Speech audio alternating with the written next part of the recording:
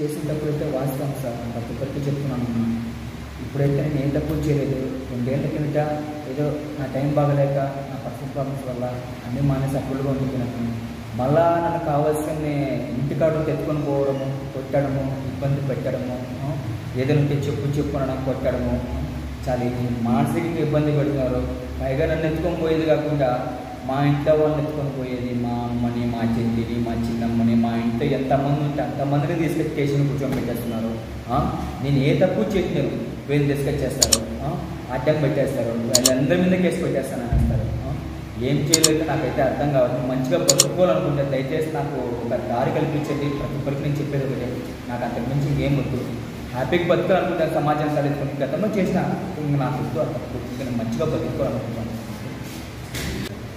Police స్టేషన్లో 28 days పెట్టాను. నేనేం చేయనప్పుడు కూడా వాళ్ళు నేను చేశానని చెప్పేసి నా మీద 2 కేసులు పెట్టారు. ఇప్పుడు కూడా అవే కేసులు ఉన్నాయి అని చెప్పేసి ఇబ్బంది పడుతుంది.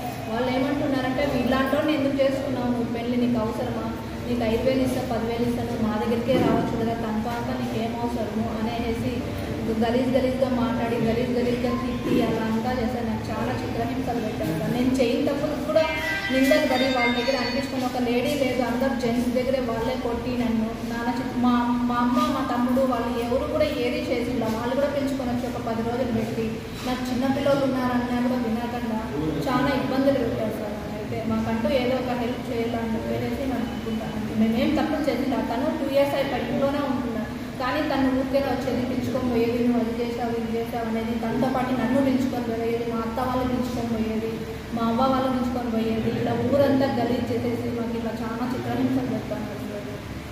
మాకంటూ ఏదో ఒక దారి చూపాలని చెప్పేసి